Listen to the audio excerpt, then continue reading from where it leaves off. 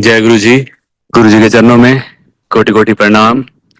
आई हुई सभी संगत को प्रणाम और आप सबका बहुत बहुत स्वागत है गुरु जी के सत्संग में।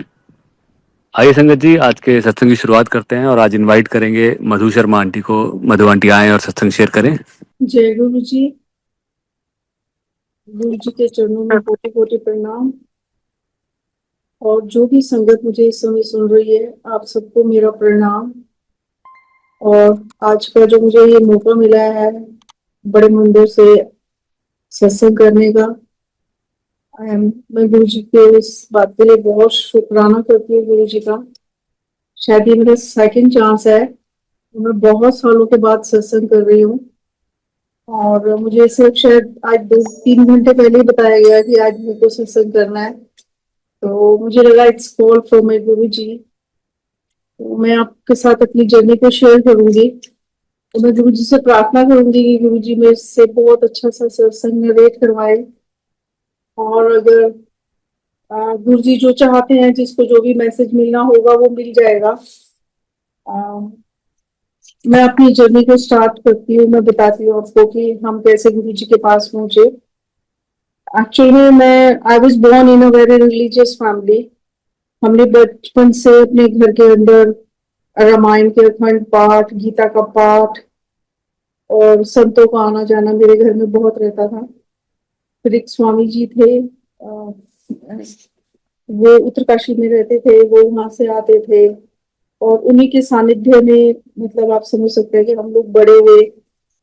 और मैंने अपनी जिंदगी के शायद 35 ईयर्स उनके साथ काटे हैं। और वो हमें धीरे धीरे धीरे धीरे ना हमें ग्रूम करते रहते थे। गुरु जी के साथ भी आप सब जो संगत जी जुड़ते हैं, एक्चुअल में हम सोचते हैं कि हम गुरु जी के पास गए हैं, लेकिन गुरु जी हमें इनवाइट करते हैं अपने पास आने के लिए। वो हमें अपने पास लेके जाते हैं और धीरे धीरे हम संगत के द्वारा और लोगों के सत्संग सुन के धीरे धीरे धीरे धीरे हम अपनी फ्री विल के हिसाब से, everybody has their own free will, उसके हिसाब से गुरु जी हमको इवॉल्व भी करते हैं। डे बाय डे हम नई नई चीजों को सीखते हैं, नए नए हमें तो हमको नए नए समझ आती है, जिंदगी की समझ आती है। और तो जब स्वामी जी थे वो हमें सिखाते थे कि नीवापन रहा, नीवे रहा करो, आपस में ज्यादा झगड़ा नहीं करना चाहिए, अगर झगड़ा हो भी जाए तो माफ कर दो, अगर किसी को कुछ गलत बोल भी दिया तो भगवान के आगे जाके उसको कमिट कर लो कि भगवान जी आज मैंने ये बात गलत करी है, मुझे ऐसे नहीं करनी चाहिए थी, आई एम सॉरी, मैं आगे से इसको रिपीट नहीं करूंगा।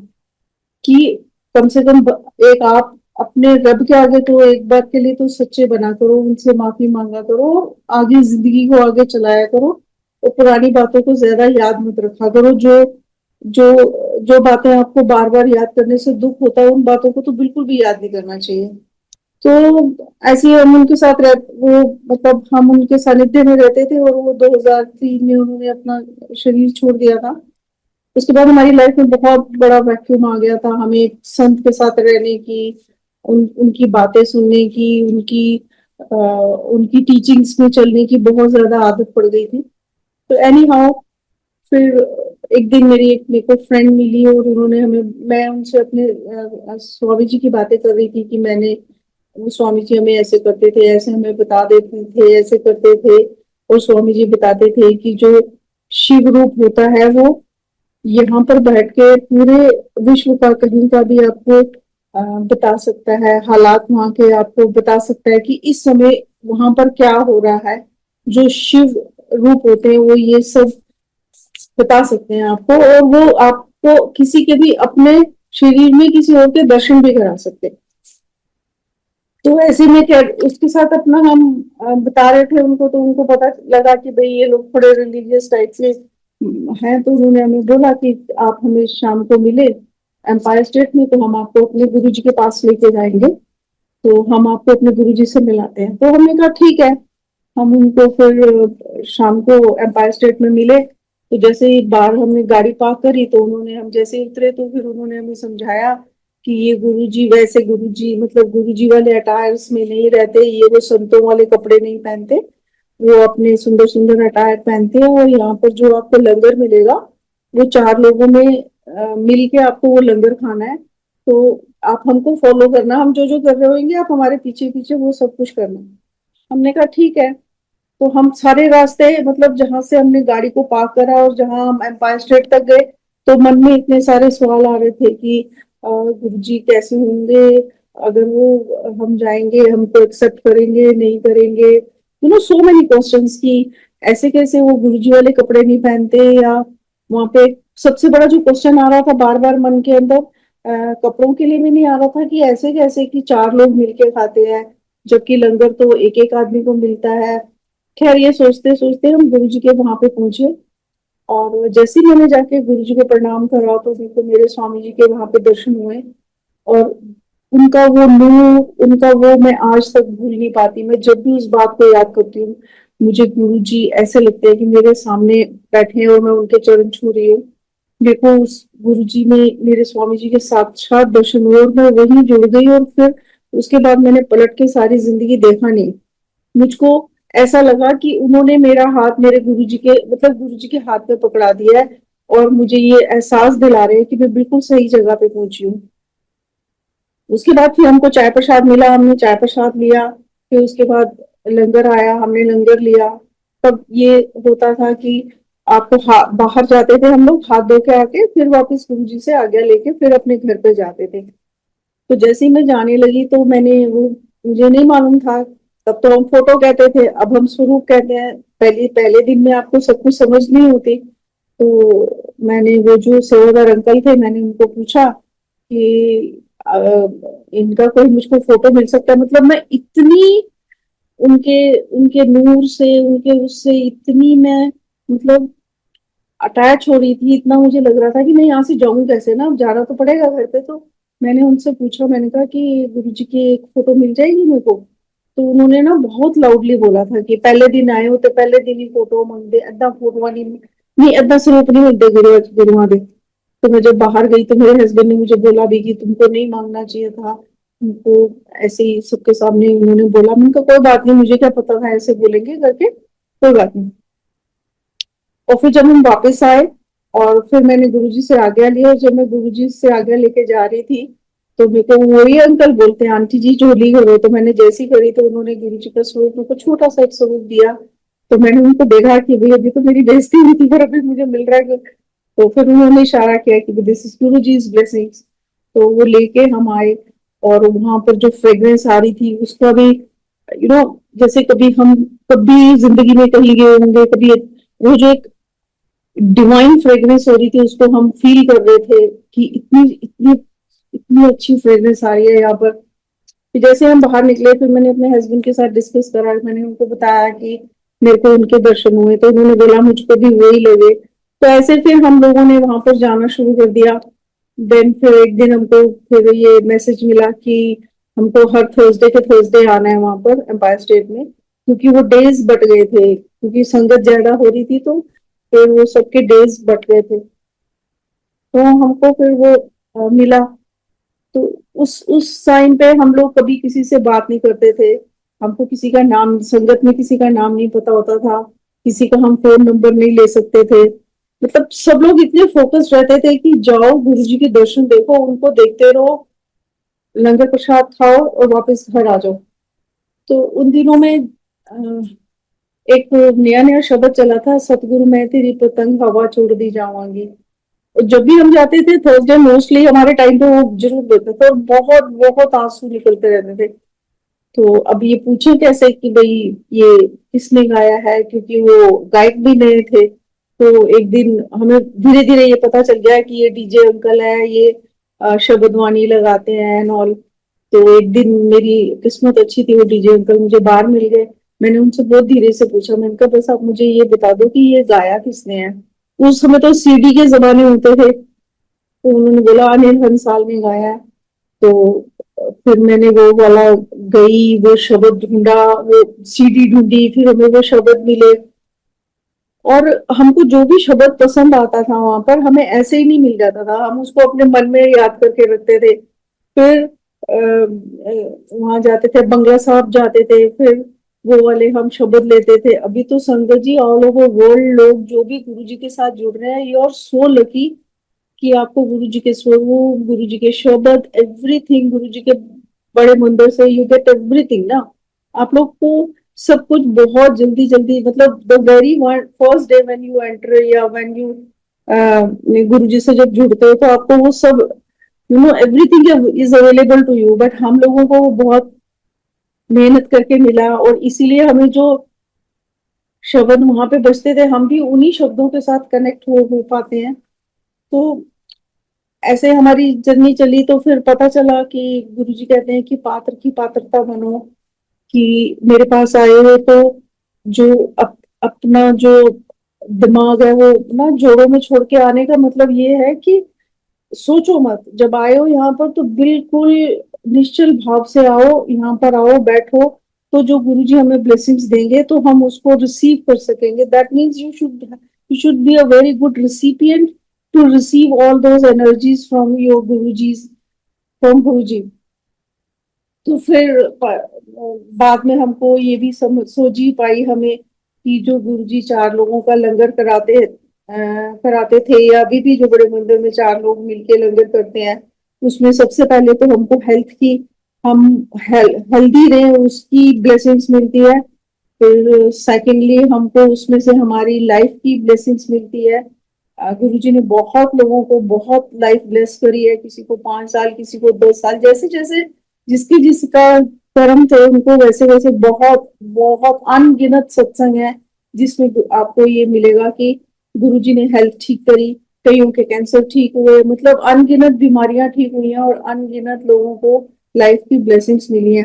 फिर थर्ड जो ब्लेसिंग हमको उसमें से मिलती है, that is the material world का, जो किसी को जॉब चाहिए, किसी को वीजा चाहिए, किसी को शादी चाहिए, किसी को बच्चे चाहिए, किसी को गाड़ी चाहिए, किसी को घर चाहिए, तो ये सारा और जो मटेरियलिस्टिक वर्ल्ड की जो भी चीजें हैं, ये भी ब्लेसिंग्स हमको उस लंगर में से ही मिलती है। That is the third blessings we get from our Guru ji. And the fourth one is, तो दैट इज गुरु जी के बाद, जैसे मेरे हस्बैंड को उन्होंने एक बार ऐसे बोला था, कहते जब चौथी चीज में देन आया से होता मेरे तो कोई मंगना नहीं, वो है भक्ति। ते भक्ति करनी तो बहुत मुश्किल है, उसकी उसकी एक अपनी एक अपनी चर्निंग है, उस वहां तक पहुंचना, वो गुरु जी की भक्ति पानी। इट्स लाइक दैट कि अगर आप वो जो वो लेगा, जो उसके लिए मांगेगा, तो एक्चुअल में तो then that evolution will start in your life. और उसमें सबसे पहले तो वो यही बोलते थे कि अपनी ईगो बार छोड़ के आया करो, कि तुम कौन से मिनिस्टर हो, क्या हो, ये सब जूतों में छोड़ के आ जाया करो। तुम अपने साथ ये सब मत लाया मंदिर में, ये सोच के नहीं जाना कि मैं डॉक्टर हूँ, मैं ये हूँ, मैं वो हूँ, मैं वो हूँ, you know whatever so you are. जब जूता उतारते हो वहां पे अपनी वो पोजीशन, वो ईगो, वो ही छोड़ के फिर अंदर जाओ, और फिर सबसे प्यार से बोलो। और ये सबको ही पता है, एवरीबडी नोज दैट, और फिर गुरुजी ये भी बोलते थे कि भर भर के आंटियां इतनी सेवा करती हैं, इतनी सेवा करती हैं, इतनी सेवा करती हैं, नॉन स्टॉप सेवा होती है, और भर भर के वो झूलियां भी भरती हैं, वो उनको ब्लेसिंग्स मिलती हैं वो सब कुछ करने के लिए। लेकिन when they go back they do so much of gossip कि वो वहीं के वहीं सारे माइनस कर जाती हैं। तो गुरुजी बहुत बोलते थे कि चुगली से जरा दूर रहा करो, एक दूसरे की चुगली करने की जरूरत नहीं है, तुम्हें नहीं पता कौन किस समय क्या सोच के मेरे पास आया हुआ है। तो डोंट बी जजमेंटल ना कि इसने ये कर दिया, ऐसे नहीं खड़े हो, ऐसे नहीं बैठो, ऐसे नहीं करो, ये नहीं करो, वो नहीं करो। हमें कभी जजमेंटल नहीं होना चाहिए। मतलब इट्स नॉट द कि मैं आप सबको ये सिखा रही हूँ कि ये होना चाहिए या वो होना चाहिए। This is my learning which I have learn, I think about 22 या 23 ईयर्स हो गए मेरे को गुरु जी के साथ। मतलब गुरु जी के अब तो मैं गुरु जी कहती हूँ, जिंदगी भी उन्हीं की दी हुई है। तो ये वो पूरे इतने सालों में हमने यही सब कुछ अब सीखा है, वहां जा जाकर यही सीखा है। तो ये मैं बोल रही हूँ, इट्स नॉट कि मैं किसी को अपना लेक्चर दे रही हूँ कि you should do like that और नॉट लोग do like that, it's like that. तो और मैंने जो जो मैंने सीखा वहां पर इज 100% surrender and unconditional love, and third is 100% faith. No matter, हर इंसान की लाइफ में अप डाउन आते हैं, सबकी लाइफ में कुछ ना कुछ प्रॉब्लम्स चल रही है। लेकिन अगर हम गुरु जी के पास जाएंगे, गुरु जी कहते हैं मैं तो मनो नहीं मन, मैं तो मंगो नहीं मनु मनु। तो जब हमने गुरु जी को मान ही लिया तो हमसे ज्यादा तो गुरु जी को हमारी परेशानियों के बारे में पता है ना। तो जब उनको पता है वो कैसे कब कितनी देर में ठीक होगी, he knows better than us. तो we should just pray to him, उनका गुरु मंत्र का जाप करो और गुरुजी से जुड़ो। और किसी भी मीडियोकर की आपको जरूरत नहीं है, आपको किसी भी मेंटोर की जरूरत नहीं है। गुरु जी कहते सी एवं समाएगा मेरिया फोटो गल्ला करनिया है ना। तो अपने आप को वन टू वन गुरु जी के साथ जोड़ो। देखो सबका कर्म अलग है, सबकी शक्ल अलग है, सबके भाग्य अलग है, सबका सब कुछ अलग है। तो सबका वन टू वन कनेक्शन भी सबका अपना अपना ही होता है। और अगर आपको कोई दर्शन हो भी गए, सपोज आपको कुछ दर्शन हो गए, कुछ आपको दिख गया, तो वो लोगों को बताने की जरूरत नहीं है। आप उसको उसको लो अपने अंदर, उसको समाओ कि हाँ गुरु जी थैंक यू सो मच, आप मुझे ये दर्शन दे रहे हो। लोग लोगों को बताते हैं, सच सच के खड़े हो जाते हैं गुरु जी के आगे, अपनी फोटो खिंचाते हैं, फिर उसको सोशल मीडिया पे डालते हैं। तो गुरुजी तो बोलते थे कि सोशल मीडिया से दूर रहो। क्या गुरुजी अपने टाइम पे ये सब कुछ नहीं कर सकते थे? कर सकते थे। और अगर उन्होंने मना करा तो इसके पीछे भी कोई रीजन ही होगा ना। तो गुरुजी को तो मानो, उनको मानो कि वो क्या क्या चाहते हैं, क्या नहीं चाहते हैं। क्या नहीं हो, मैं आपको एक अपना बड़ा प्यारा सा सत्संग भी सुनाती हूँ बीच में कि जब फिर गुरुजी ने चोला छोड़ दिया, फिर उसके बाद हम बड़े मंदिर में जाने शुरू हो गए। तो फिर वो आंटी ने एक बार हमें पहले हमें दरबार की सेवा मिल गई। जैसे थर्सडे को अगर दरबार शायद 5 बजे खुलता था तो हम 3 बजे चले जाते थे। तो दरबार के स्वरूप में सबकी, शंकर भगवान जी की, नंदी जी की, सबकी हमने मतलब सेवा करनी वहां पे। उनको अच्छे से देखना, उनको कपड़ा वपड़ा मार के सब क्लीनिंग, मतलब क्लीनिंग का काम हमको मिलता था। तो वो करते थे। फिर धीरे धीरे उन्होंने बोला कि अब बाद में, अब जब संगत आ गई तो फिर क्या क्या करना है, तो फिर हमें पेंट्री में सेवा मिल गई। फिर ऐसे करते करते फिर एक टाइम आया हमको हर मॉर्निंग में, उस समय आज भी शायद समाधि की सेवा होती है, समाधि को स्नान कराया जाता है। तो उसका जो कवर, अब तो पूरा कवर्ड है, इट इज गोल्ड कवर है, nobody is allowed to go in. Otherwise पहले ये सब कुछ तो ओपन था। लोग समाधि की परिक्रमा भी करते थे, उसके दर्शन भी करते थे, वहां पे माथा भी टेकते थे। तो हमको फ्राइडे की सेवा मिली हुई थी, हम अर्ली मॉर्निंग जाते थे 9-10 बजे, और फ्राइडे की वहां पर सेवा करते थे। उसको क्लीन करते थे, शीशे चमकाना, ये सब कुछ करना। तो और वो सेवा हमको मिली थी। तो ये 2010 का एक सत्संग है हमारा। हमारी एक टीम होती थी 4-5 लोगों की। तो बाय चांस उस दिन हम सिर्फ 3 ही लोग थे, मैं, मेरे हस्बैंड और मेरी सिस्टर, कजन सिस्टर। हम तीनों लोग गए, हम वहाँ पे जब गए तो वो माली भैया ने बोला कि आज थोड़ा ये एसी वाले आए हुए, ये हमने फिर सोचा कि हमने नीचे से सब कर दिया। हमने सोचा ये लोग सर्विस करके चले जाए तभी हम पोछे लगाते हैं, नहीं तो फिर फिर वो अभी तो कारपेट है, पहले सिर्फ मार्बल मार्बल होता था, कि फिर ऐसे इनके पैर वैर के निशान लगेंगे तो अच्छा नहीं लगेगा। तो एनी हाउ जो वो लोग सर्विस करके चले गए तो हमने फिर पोछे लगाने शुरू करे। तो क्योंकि हम दो ही थे पोछा लगाने वाली, और मेरे हस्बैंड हमको पोछे धो धो के पकड़ा रहे थे। तो जस्ट जहां पर अभी गुरु जी का स्वरूप है उसके बिल्कुल आगे से हमने एक राइट साइड से और एक लेफ्ट साइड से हमने बोला मैं इधर से जाती हूँ पोछा लगाती लगाती हूँ, और दीदी आप उधर से आओ, ताकि जो जहां हमने पोछा लगाया उस पर हमारा पैर नहीं पड़े। हम ऐसे ही करते थे, ये हमारी रूटीन में हम इसी मतलब इसी स्टाइल से हम गुरु जी के समाधि की सेवा करते थे। तो और जब हम पोछा लगा रहे होते थे तो जो पर्दा भी, कर्टन भी होता था, उसको नीचे से ऐसे पकड़ के ऐसे उसको ड्रॉ भी कर देते थे, ताकि वो जहां हमने सफाई करी है तो पूरा उसको पर्दा उसका करके फिर लॉक करके फिर चाबी माली भैया को दे के आते थे। तो उस दिन ऐसे ही वो पोछा लगाने लगी तो उन्होंने कड़े पहने हुए थे, तो वो मार्बल पे ना थोड़ा आवाज करने लगे, ऐसे कर करके आवाज आई। तो हम लोगों को बड़ा रहता था कि कोई यहाँ पे निशान ना पड़ जाए, कुछ ना हो जाए। और उस समय ऐसा होता भी था कि जो आंटियां आती थी, क्योंकि पहले ये नहीं होता था इधर नहीं माथा टेको उधर नहीं, संगत कम थी, वो लोग माथा टेकते थे तो कई बार पैरों के नेल पॉलिश के निशान होते थे। एक स्कॉच ब्राइट का पोछा आता था, उसके वो कोने में ब्लू ब्लू लगा होता था, उसे हम धीरे धीरे धीरे धीरे करते थे कि इसमें कोई निशान ना आ जाए। तो जब फिर वो ऐसे पोछा लगाने लगी तो वो आवाज आई कड़ों की, तो मैंने कहा दीदी ये कड़े उतार दो, ऐसे ना हो निशान पड़ जाए तो फिर हमसे पूछेंगे कि ये किसने खराब करा, तो अच्छा नहीं लगेगा। तो उन्होंने फटाफट वो कड़े उतारे और वो जो डायगनल वाले खिड़कियां हैं समाधि में, उसमें वो उन्होंने रखे और हमने पोछे लगाए। पोछे लगाते लगाते हम ऐसे पर्दा ड्रॉ खींचते खींचते खींचते खींचते हम फ्रंट पे आ गए। तब ये जोत भी बाद में आई है, पहले जोत भी अंदर होती थी। ये बाहर वो जो एक एनकाउंटर वो एनक्लोजर सा बना एक्स्ट्रा जोत था, वो बाद में बना, वो पहले नहीं था।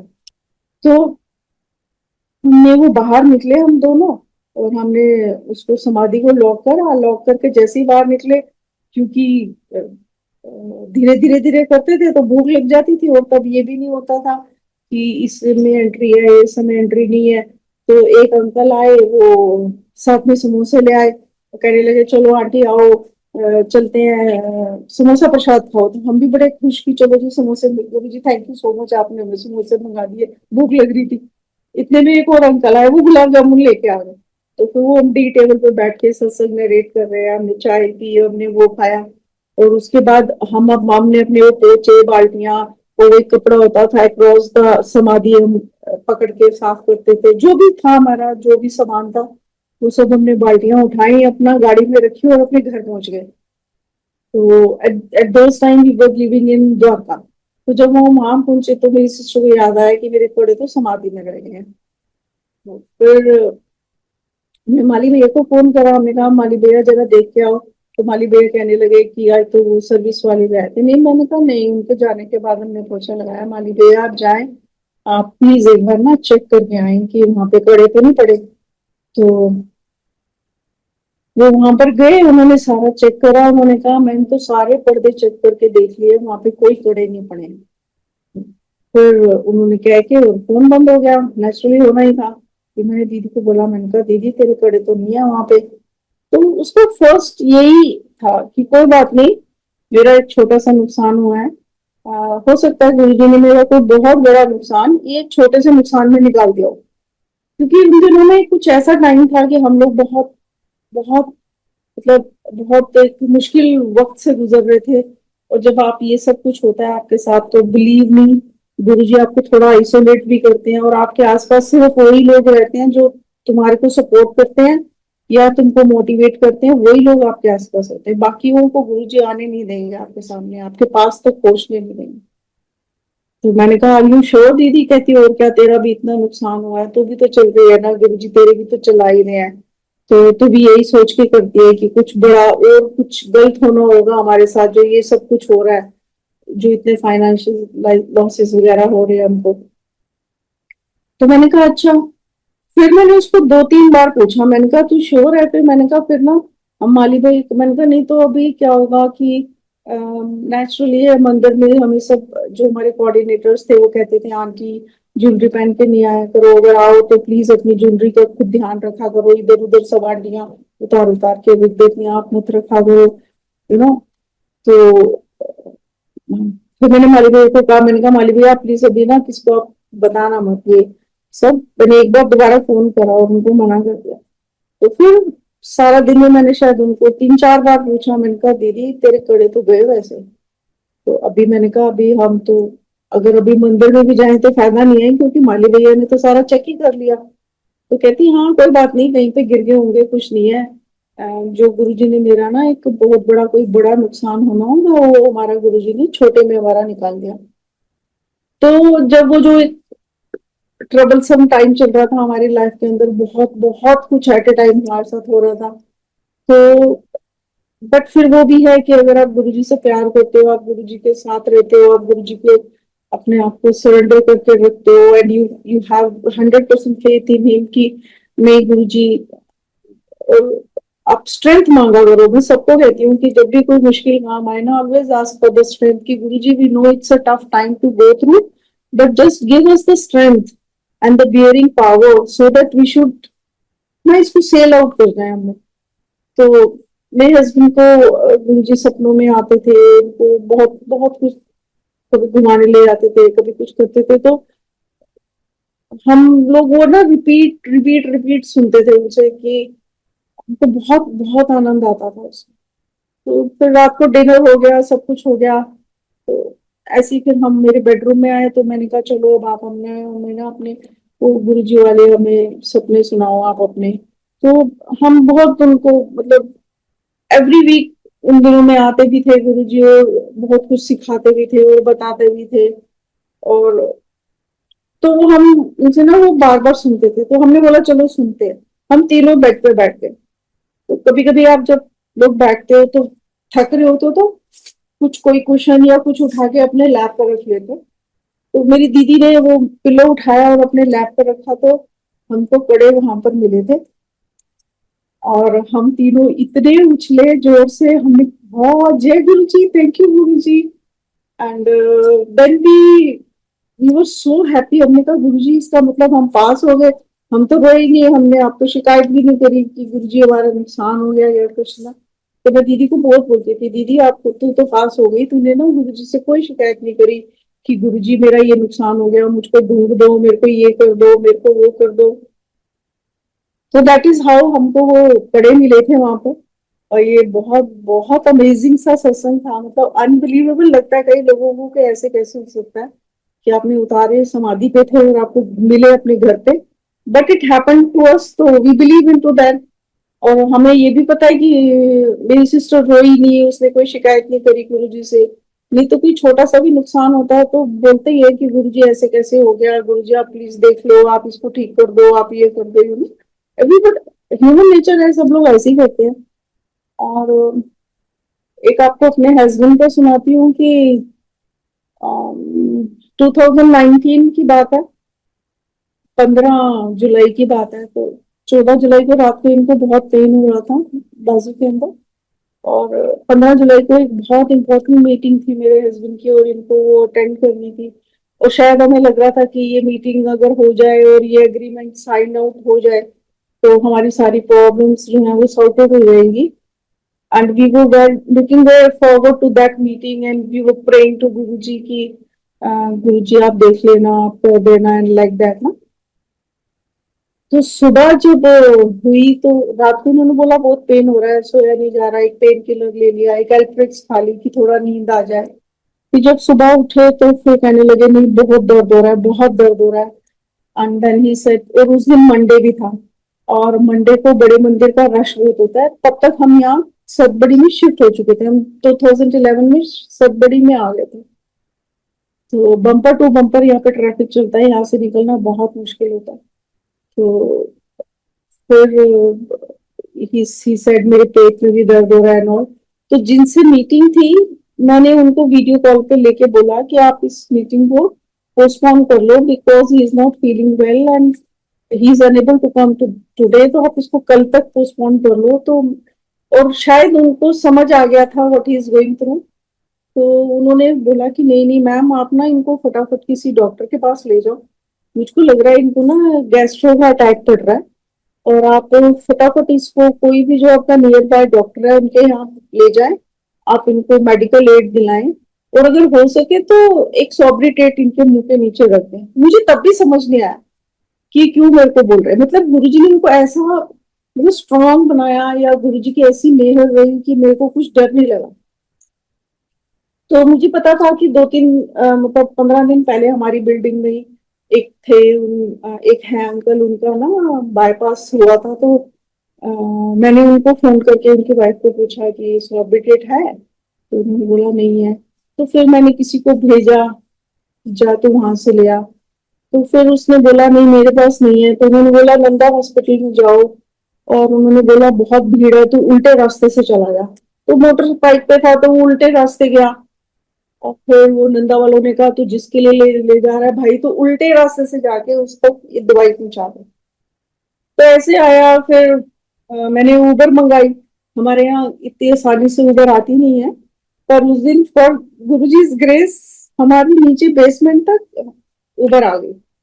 मैं और मेरी दो मेट्स थी, मेरी एक पड़ोस की मेट को लिया, मैंने और हमारे पास ही एक कोरोनस हॉस्पिटल है, मैं वहां लेके गई।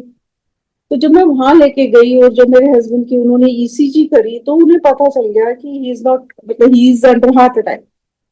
तो मेरे को बोले कि हमारी ना ईसीजी की मशीन खराब है, तो आप ना अपने हस्बैंड को फटाफट बड़े हॉस्पिटल में शिफ्ट कर दो। और मैं डॉक्टर साहब एक है, मेरी पुरानी संगत है, उनके बेटे हैं, और वो मैक्स हॉस्पिटल में इमरजेंसीज को ही चेक करते थे, चेक करते हैं अभी भी he is a doctor. And वो बहुत बड़े सेवादार भी हैं। एंड तो मेरे पास उन्होंने बोला कि या मैक्स ले जाओ या फोर्टिस ले जाओ, पर आप अपने हस्बैंड को फटाफट बड़े हॉस्पिटल में ले जाओ। तो मैंने एकदम से उनको फोन करा, doctors are so busy, they hardly pick your phone, but suddenly he picks in a second and he said, मैंने बोला कि ऐसे ऐसे मैं कोरोनिस में हूँ और ये लोग मेरे को बोलते हैं कि बड़े हॉस्पिटल लेके जाओ। कहते नहीं नहीं, आप अंकल को फटाफट फटाफट आंटी आप फटाफट लेके आओ, आप, मैं ना इमरजेंसी में ड्यूटी पे ही हूँ, आप फटाफट अंकल को लेके आओ। मैंने कहा अच्छा। तो फिर मैंने डॉक्टर को बोला, मैंने कहा आप एम्बुलेंस मंगाओ, मैं फिर लेके जाऊँ अपने हस्बैंड को।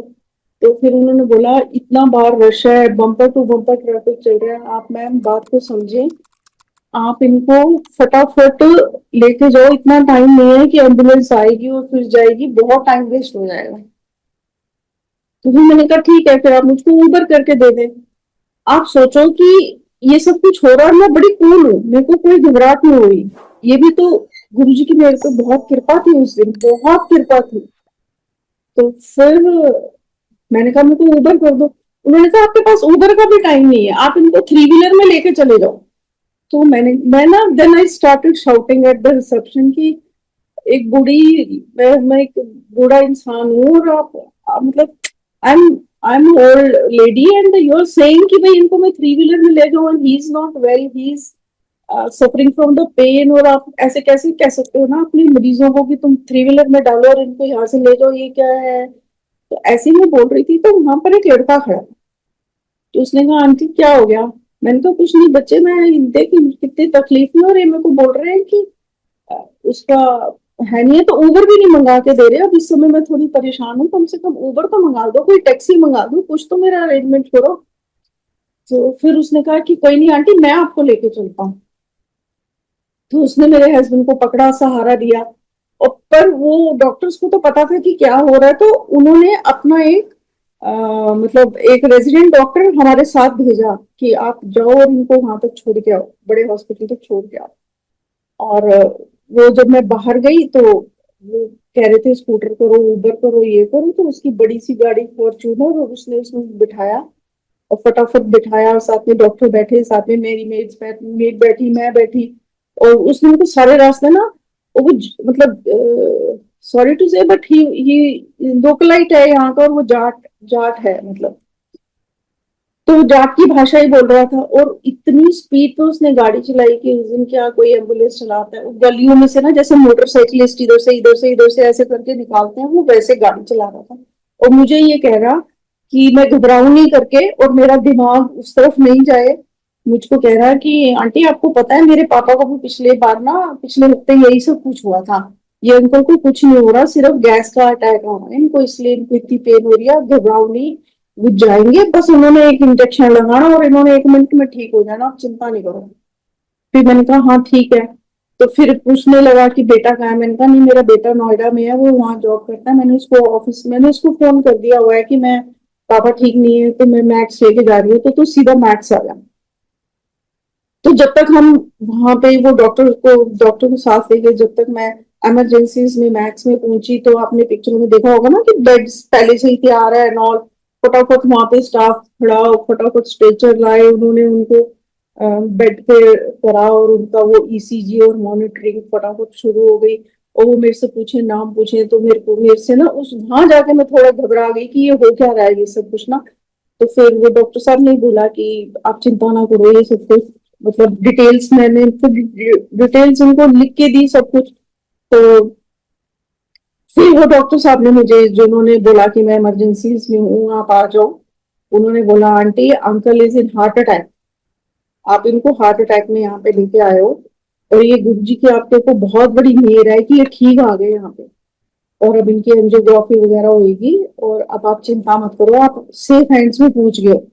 And then I told him कि बच्चे तेरे को पता है हमारी तो कोई हेल्थ इंश्योरेंस भी नहीं है, हमारे पास CGHS भी नहीं है, मेरे पास कुछ भी नहीं है। तो चलो अगर ये सब कुछ भी है तो ये शिफ्ट मी टू सफदरजंग और शिफ्ट मी टू एम्स ना, ऐसे कैसे होएगा। तो कहता आंटी कैसी बातें कर रहे हो आप, वो उनको हम कहीं नहीं शिफ्ट कर सकते, उनका जो कुछ होएगा यही होएगा। मैंने कहा तेरे को पता है बच्चे। तो फिर वो कहने लगा, कहता जिस गुरुजी ने आपको यहाँ तक पहुंचाया है ना वो आपके सारे काम कराएंगे, आप बिल्कुल चिंता ना करो, आप छोड़ दो गुरुजी के ऊपर। और तब तक उन्होंने कार्डियो सर्जन को भी बुला लिया था और सारी लिफ्टों को रोका, फटाफट इनको ICCU में शिफ्ट करा और फटाफट इनकी एंजियोग्राफी होनी शुरू हो गई।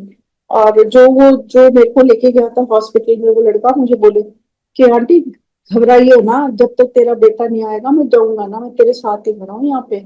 और अब ये ना हॉस्पिटल वाले तेरे से पैसा मांगेंगे, 40,000 मेरे जेब में है, और भी मांगेंगे मैं और भी दे दूंगा, चिंता न करियो।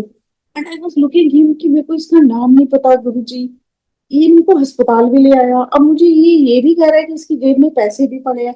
और मेरे को पता था मेरी जेब में सिर्फ 2,000 रुपए थे उस समय।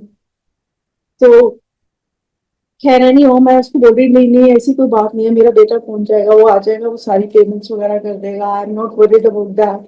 तो फिर वो कहता ना जब तक तेरा बेटा नहीं आएगा मैं यहीं खड़ा हूँ, मैं यहीं खड़ा हूँ, घबरा ना, अंकल ठीक हो जाएंगे, अंकल बिल्कुल ठीक हो जाएंगे। तो जब वो एंजियोग्राफी के लिए लेके गए तो बाद में जब my known doctor when he came out of the ICCU तो ही टोल्ड मी कि they will ask you for the open heart surgery and don't go through that, क्योंकि वो बहुत लंबा हो जाएगा और बिल भी बहुत मोटा बन जाएगा।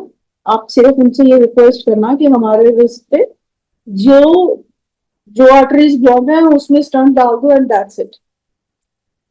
मीनवाइल मेरे बेटा भी आ गया and I thank to that person. And then I ask कि बच्चे अपना नाम बता दे, अपना नंबर बता दे। और कहता ना मेरा नंबर ले ले और मैं अंकल का हाल पूछता रहूंगा किसी भी चीज। फिर मेरे बेटे को उसने बोला कि कोई भी चीज की जरूरत हो, पैसे चाहिए हो, कुछ भी हो आप मुझे बताना। तो माय सन सेड नहीं नहीं नहीं, थैंक यू सो मच, आपने इनको यहाँ तक पहुंचा दिया, आपका इतना ही बहुत है, we are so so thankful to you. और फिर वही हुआ जब हार्ट सर्जन आए, उन्होंने बोला कि he needs open heart surgery. तो हमने कहा नहीं, we don't have any insurances and all, so we can't go for the open heart surgery. Finally जो भी आर्टरीज ब्लॉक है आप उसमें इनका हमको स्टड डाल दो। तो फिर उन्होंने बोला कि ठीक है, जो 98 और 97 या वट एवर जो भी था, वो जो दो ज्यादा ब्लॉक थी उसके ऊपर फिर उन्होंने वो स्टंट डाला। और स्टंट डाल के फिर ICCU में ही थे मेरे हस्बैंड। तो नेचुरली है शाम को ये हुआ कि अब रूम में शिफ्ट होंगे। तो आई वाज लाइक दैट कि मैक्स हॉस्पिटल तो महंगा तो है ही अब, कि अगर सिंगल रूम और डबल रूम तो लेंगे नहीं। और एक रूम होता है जिसमें 4 पेशेंट होते हैं, एक रूम होता है जिसमें 6 पेशेंट होते हैं। तो मैं गई अकाउंट्स में किस एक बच्ची थी वहां पे, मैंने उसको बताया सारा। मैंने कहा इट्स नॉट दैट कि मेरे बच्चों के पास पैसा नहीं है या दे वोंट स्पेंड, बट मैंने कहा बेचारे पूरे ड्रेन आउट हो जाएंगे। और मैंने कहा आप ऐसा करो कि जो जिस रूम में 6 पेशेंट्स होते हैं ना, मेरे को आप वो वाला room, I prefer that room, I need that room after his surgery, we will I want him to shift in that room. तो उसने बोला ठीक है मैम, हम आपका उसमें डाल देते हैं, वेटिंग में डाल देते हैं, पर इतनी जल्दी से वो रूम आपको मिलेगा नहीं। मैंने कहा it's okay, but I can afford that room only and I will go for that room only. तो हुआ ये कि गुरुजी ने मेरे को मेरी इकोनॉमिक्स वहां पे कितनी अच्छे से ठीक करी कि पैसे मेरे लगे वो 6 रूम वाले। बट क्योंकि आप सिंगल रूम में रहते हो तो आपकी डॉक्टर की fees, every facilities is expensive then to the room which you adopt, it all's upon the room you adopt in the hospital ना। तो मेरे पैसे तो वो 6 रूम्स वाले लग रहे थे। और मेरे हस्बैंड वॉज इन ICCU और वो 2 दिन तक वहां पे रूम खाली हुआ नहीं, और मेरे पैसे वो लगे और उनको फैसिलिटी ICCU की मिली। तो दैट इज हाउ गुरुजी ने मेरे पे बहुत मेहर करी। उनको 2 स्टंट वहां पे डले उस समय इमरजेंसी में, बाद में उनको 2 स्टंट और भी डले, 4 स्टंट डले उन्हें टोटल। तो वो खैर हमारे पास टाइम था, वी हैड टाइम, तो ये जुलाई में डले थे वो, फिर हमने सितंबर में कराया था। एंड तो दैट इज हाउ गुरुजी ने मेरे को बहुत मेहर करी थी। और संगत जी, बस मैं एक और भी बात मतलब अपना एक्सपीरियंस आपके साथ शेयर करना चाहती हूँ कि लोग अक्सर बोलते हैं कि गुरुजी मेरे को वहां दिखे, गुरुजी ने मेरे को ये बोला, ये कपड़े पहन लो, ये कर लो, वो कर लो, तो एक इल्यूजन होता है और एक विजन होता है। तो जब भी आपको ऐसा दिखे, 1 मिनट अपने आप को दिया करो और सोचा करो कि वाकई ये हुआ है या ये सिर्फ आपका इल्यूजन है। तो then a person asked me, then what's the difference between an illusion and a vision. मैंने कहा अगर तो वो विजन है, अगर तो वो गुरुजी ने आपको रियल मैसेज दिया है कि ऐसा होगा, तो वो वैलिडेट भी होगा। A third person or fourth person will call you and say the same words which you have heard. तो और एक बस गुरुजी के साथ जुड़े रहें, उनके चरणों में रहें। हर इंसान की लाइफ में कुछ ना कुछ प्रॉब्लम्स तो आएंगी, क्योंकि हम लोग यहाँ पे अपने कर्म ही कटाने आए हुए हैं। हर सबको गुरुजी ने ये बोला था, एवरीबडी हैज टू पे, either in the either finance, either health और आइदर रिलेशनशिप। और वो कहीं ना कहीं हमको वो चीजें, ये तीनों ही चीजें तकलीफ देती हैं जब हम इसमें से गुजरते हैं। तो we should ask for the strength, we should ask for the strength and कि गुरुजी हमें हिम्मत दो, हम इसमें से निकल जाए, आप हमें हमारे अंग संग रहो। और अगर आप ये फील करोगे, आप जब वन टू वन उनके साथ रहोगे, तो आपको ये वो गुरुजी ये एहसास दिलाएंगे कि तू चिंता ना कर, मैं तेरे नाल हाँ। गुरु जी कहते सी ना कि बई 90% का मैं सहना, तुसी तो सिर्फ 10% सहते हो। वो 10% में भी हम लोग इतने परेशान होते हैं क्योंकि हम ह्यूमन बींग हैं, हम शायद वो सब कुछ नहीं ले पाते। तो उस समय गुरु जी को समझो कि वो आपके साथ हैं, उस समय प्रेयर करो, जितनी प्रेयर कर सकते हो उतना करो। और लोगों के लिए मैं तो ये बोलती हूँ कि दूसरे लोगों के लिए ज्यादा प्रेयर करो, जितना दूसरों के लिए प्रेयर करते हैं वो बातें गुरुजी जल्दी सुन लेते हैं। If you pray for others, वो बात आपकी गुरुजी बहुत जल्दी सुनते हैं। This is my experience, it's not कि भाई इट इज रिटन समवेयर और it is like that, it's not like that only, it's my experience and I am sharing you my experience. और एक गुरु जी ये भी बोलते थे कि जे मेथो समझना तुसी मनो, then autobiography of a yogi, it's a very good book. आप उसको पढ़े, आपको समझ आएगी कि ये जो गुरुजी जादू करते हैं, जिसको कहते हैं कि मिरेकल्स में, ये कैसे होते हैं। It's very deep book. उसको आप पढ़े, उसको आप समझें, और गुरुजी के साथ जो भी जुड़ा है जुड़ते रहे, और लोगों को भी गुरुजी के, अब तो Guruji all over world everybody knows about Guruji, it's so good. I was so happy कि इतनी संगत जुड़ती है, और ये प्लेटफॉर्म्स बन गए जिसके ऊपर आप सब सत्संग सुनते हो। शायद लोगों के सत्संग से आप किसी ना किसी को अपने क्वेश्चंस के आंसर्स मिलते हैं। गुरुजी ये भी अक्सर कहते थे कि सत्संग करन वाले दा भी भला ते सत्संग सुनन वाले दा भी भला। And after very long time आज मैंने ये सत्संग करा है। मुझे पता नहीं मैंने क्या बोला, बट अपनी तरफ से मैंने पूरी कोशिश करी कि मैं थोड़ा प्रिसाइसली और बिल्कुल परफेक्टली बोलूं। But this is all my Guruji's grace with me. And बस यही गुरुजी के साथ आप जुड़े रहे। आप गुरुजी के, कुछ भी ऐसा दुनिया में नहीं है जो गुरु जी के साथ हम अगर जुड़ जाएं और वो ना हो पाए। लेकिन हमको रिसिपिएंट एंड पे, अपने एंड पे, अपने मन को उतना साफ रखो, उतने अपने आप को प्योर करो, ताकि वो हमें हमारे को हमको उनकी वो ब्लेसिंग्स मिल सके। प्लीज एक दूसरे को जज करना बंद कर दो, एक दूसरे की बातें करना बंद कर दो। किसी को कुछ दिख रहा है तो उसको दिखने दो, उसको बोलो यू एंजॉय। आपको जो भी दर्शन हो रहे हैं ना, you enjoy those Darshan. But jealous मत हो कि इसको हो रहा है मेरे को क्यों नहीं हो रहे। भाई उसको हो रहे हैं या नहीं हो रहे, ये हमें भी नहीं पता, यू नो। तो वन टू वन आप गुरु जी के साथ अपना रखें। और मैं बड़े मंदिर के लिए भी, जो आज मेरे को उन्होंने इनवाइट करा कि गुरु जी के मतलब गुरु जी के दरबार का दर्शन करते हुए अपने आईपैड पे आप सबको सत्संग सुना रही हूँ, उससे बड़ा क्या दिन होगा मेरे लिए। And I am so thankful to Guruji कि he has given me this opportunity to do his satsang. मेरी वैसे कोई औकात नहीं है कि मैं गुरुजी की करूं। गुरुजी की कितनी वड्याइयां करे, कितने सत्संग सुनाए गुरुजी ने, कैसे कैसे किस किस का कहाँ कहाँ किस किस पल पे कल्याण करा है। It's unbelievable. बट वही है कि बस गुरुजी के साथ जुड़े रहो, आए हो तो आते रहो, ये दर ऐसा है।